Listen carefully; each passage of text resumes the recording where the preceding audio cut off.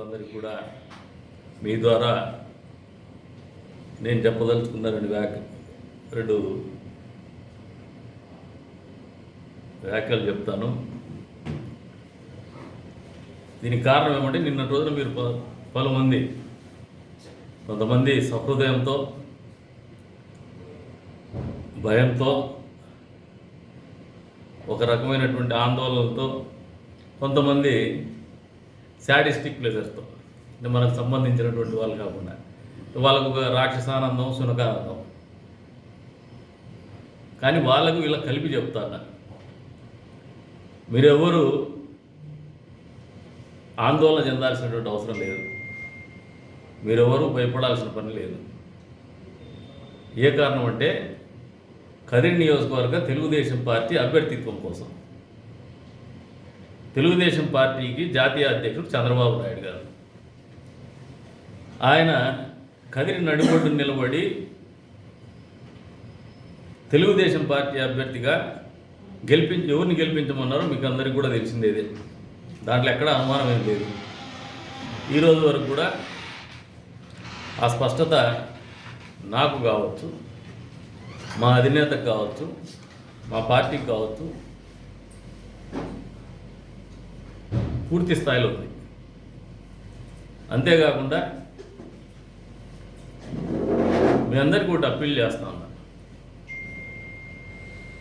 All is fair in love and war. యుద్ధం చేయడంలో, ప్రేమను గెలిచడంలో ఏం చేసినా తప్పు కాదనేది సిద్ధాంతం. మనం ఒకరితో యుద్ధం చేస్తాము, రాజకీయ యుద్ధం, ప్రజాస్వామ్యబద్ధంగా ఎన్నికల యుద్ధానికి తలపడబోయే ముందు ఈ రకమైనటువంటి మామూలుగా పాతకాలంలో రామాంజనేయ యుద్ధం అప్పుడు రాముడు బాణం వేయాలన్నా, ఆంజనేయుడు గది ఎత్తుకొని ఇడసల్లన్నా పద్యాలు పాడేవారు. నీకు అజ్జేయ లేదా రామ అని ఆయన అంటే, నువ్వేందిరా ఆంజనేయ అని ఈయనంటే ఆ పద్యాలు పాడి అసరాలు సంధించేవాళ్ళు. ఆ పద్యాలే ఈ ఫేక్ న్యూస్. కాబట్టి దానికి ఏం పెద్దగా ఆందోళన చెందొద్దండి.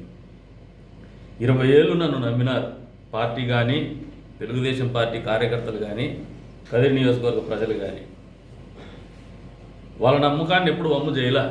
పార్టీ కూడా పూర్తి స్థాయిలో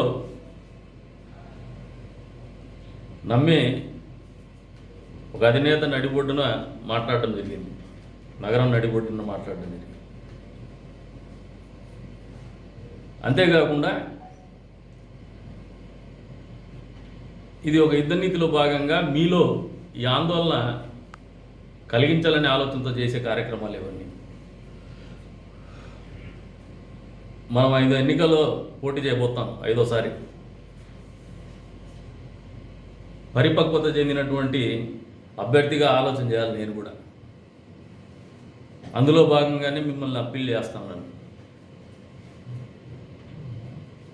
అభ్యర్థిత్వం, ఎన్నికలు నిర్వహించుకోవడం, మిమ్మల్ని ముందుకు నడిపించడం ఇవన్నీ నాకు వదిలేయండి. ఎన్నికల్లో గెలుస్తాను. ఈసారి ఎన్నికల్లో ఖచ్చితంగా తెలుగుదేశం పార్టీ అభ్యర్థిగా గెలుస్తాం. దానిలో అనుమానం కానీ ఇంకోటి కానీ ఆందోళన కానీ మీరు చెందొద్దండి. మీ అందరిలో కసి ఉంది, చూస్తాను నేను కూడా. 4.5 సంవత్సరాలుగా మీకులో ఉన్నటువంటి కసి కానీ పట్టుదల కానీ ఇంతవరకు నడిపించింది మమ్మల్ని, మనల్ని కూడా ఇక్కడి దాకా తీసుకొచ్చింది. ఇంత దూరం వచ్చినాక వెనకపోయేటువంటి ప్రసక్తి ఉంటుందా? మీరు ఆలోచన చేసుకోండి. మామూలుగా అటువైపు పార్టీ ఒక అభ్యర్థిని ఎంపిక చేసుకుంటుంది. చంద్రబాబు నాయుడు గారు ప్రకటించినప్పుడు వాళ్ళు ప్రకటించడానికి ఒక తేడా ఉంది. ఆయన అభ్యర్థిత్వం ప్రకటించినప్పుడు బహుశా క్యాస్ట్, క్రీడ్, క్యాష్ ఈ ఈక్వేషన్స్లో ఆలోచన చేసి ఉండొచ్చు. కానీ తెలుగుదేశం పార్టీ అభ్యర్థిని చంద్రబాబు నాయుడు గారు కదిరి నియోజకవర్గాన్ని ప్రకటించినప్పుడు క్యాస్ట్, క్రీడ్ ఏం చూడలే. ప్రజల్లో పలుకుబడి ఉందా లేదా, ప్రజల కోసం బతుకుతున్నారా లేదా, ప్రజల కోసం ఉండేటువంటి నాయకత్వం కావాలనే ఆలోచనతోనే ఎంపిక చేయడం జరిగింది. ఈ ఎన్నిక అనేది మనకు కాదు సవాల్, ఇది వాళ్ళకు సవాలు, వైఎస్ఆర్సీపీ పార్టీకి సవాల్. ఇది అంతర్గత శత్రువులకు సవాలు. అంతర్గత శత్రువులు ఒకరిద్దరు ఉండొచ్చు, ఆ అంతర్గత శత్రువులకి ఉనికి కాపాడుకునే ప్రయత్నము అస్తిత్వాన్ని కోల్పోతున్నామనే ఆందోళన వాళ్ళకు ఉండబట్టి ఇటువంటివి జరుగుతూ ఉన్నాయి. ఇటువంటి దానికి మీరు ఆలోచన చేయొద్దండి, కార్యోన్ముఖులు కానీ. ఇంకా ఒకటి చెప్తున్నా, 68-70 రోజులు. ఈ 68-70 రోజులు కూడా మీరు నాతో పాటు మీరందరూ మనమందరం కూడా కేవలం రాజకీయాలే చేయాలా, ఎన్నికల గురించి ఆలోచన చేయాలా, ఎన్నికల్లో పోటీ చేయడం కోసం గెలవడం కోసమే ఆలోచన చేయాలా, అందులో భాగంగానే పనిచేయాలని చెప్పేసి మీ అందరికి కూడా పిలుపునిస్తాను. అది తప్ప ఇంకోటి మన మైండ్లో ఉండకూడదు. Be clear, be focused, stay focused. ఇదే ఆలోచన పెట్టుకోండి. పూర్తిగా ఏకాగ్రతతో పోదాం, పట్టుదలతో పోదాం, వ్యూహాలతో పోదాం, ఆలోచనతో పోదాం. అన్ని వర్గాలు కూడా మనల్ని ఆదరిస్తూ ఉన్నారు. ఎప్పుడు కూడా సామాజిక స్పృహతో ఆలోచన చేసేటువంటి సామాజిక వర్గాలు కూడా ఈ రోజున మనకండగా నిలుస్తూ ఉన్నారు. మనం ఉండాలని కోరుకుంటున్నారు, మనం గెలవాలని కోరుకుంటున్నారు. ఇంతకంటే గెలుపు మనకు ఆల్మోస్ట్ ఇప్పటికి మనం నైతికంగా గెలిచినాం. ఎందుకంటే మనల్ని వ్యతిరేకించినటువంటి వర్గాలు కూడా ఈ రోజున మనం ఉండాలని చెప్పేసి కోరుకుంటున్నాయి. మనమే కరెక్ట్ అని చెప్పేసి ఆలోచనలకు వాళ్ళని తీసుకురాగలిగినాం. అది మనం నైతికంగా గెలవడం, ఎన్నికల్లో గెలవడం అనేది ఒక 70 రోజుల్లో ఉంటుంది. నైతికంగా గెలిచినాం, ఆత్మవిశ్వాసంతో ఉన్నాం. We are bubbling with confidence. మీరేం ఆలోచన పెట్టుకోవద్దండి. తొనికిసలాడుతున్నారు ప్రతి ఒక్కరు కూడా. మనలో తొనికిసలాడుతున్నటువంటి ఆత్మవిశ్వాసమే ఎదుటోనికి భయాందోళన కలిగిస్తోంది, అంతర్గత శత్రువులకు భయాందోళన కలిగిస్తోంది.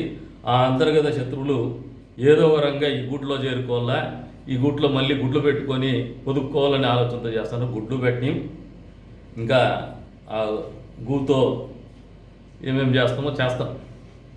Be careful. ఏదో చేసేసినాం అయిపోయింది అనుకోవద్దు. ఈ 68 రోజులు ఏం ఆలోచన చేయం. 68 రోజుల తర్వాత మీరు చేసే ప్రతి పనికి ఒక లెక్క ఉంటుంది. ఆ లెక్కలన్నీ ఖచ్చితంగా తేలుతాయి. ఇది ఎవరికి రీచ్ కావాలో వాడికి రీచ్ అయితే మంచిది, వాడు అర్థం చేసుకుంటాడు కూడా. ఇటువంటి వాడికి వాడు కూడా డిస్టర్బ్ కావద్దండి అని చెప్పేసి కొడతాను. ఇంకొకటి, let us not be emotional, let us be practical. భావోద్వేగాలకు గురి కావద్దండి, ఆవేశాలకు లోను కావద్దండి. వాస్తవానికి దగ్గరగా ఆలోచన చేద్దాం. ఈ నియోజకవర్గ సామాజిక భౌగోళిక పరిస్థితుల మీద పూర్తి స్థాయిలో పట్టున్నటువంటి వ్యక్తులుగా ఆలోచన చేద్దాం. బాధ్యత కలిగినటువంటి వ్యక్తులుగా ఆలోచన చేద్దాం. బాధ్యతగా వ్యవహరించి ఎన్నికల్లో గెలుపు చూరగొందాం. గెలిచిన తర్వాత కూడా ప్రజల విశ్వాసాన్ని, ప్రజలను మన్నలను పొందే విధంగానే బతుకుదామని చెప్పేసి మీ అందరికీ కూడా పిలుపునిస్తా ఉన్నాం. ఆ బాధ్యతగా వ్యవహరించేటువంటి బాధ్యత నా మీదే ఉంది. మీరు ఆ బాధ్యత నా మీద వదిలేయండి.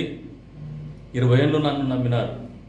ఒక కాలు ఇస్తే ఈ 4.5 సంవత్సరాల కాలంలో ఏమైనా అడగకుండా మీరు రోడ్డు మీదకి వచ్చినారు.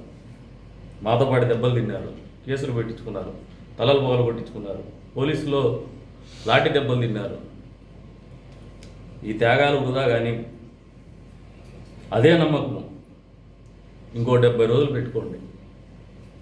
మీ నమ్మకాన్ని బొమ్ము చేయకుండా పనిచేసే బాధ్యత నాది, ఫలితాలను అందించే బాధ్యత మనందరికీ అనేది ఈ సందర్భంగా తెలియజేసుకుంటూ మరొకసారి అందరికీ కూడా తెలుగుదేశం పార్టీ కార్యకర్తలకు కావచ్చు, మమ్మల్ని అభిమానించే ప్రతి గుండెకు, ప్రతి మనిషికి కావచ్చు ఒకటే చెప్తున్నాం.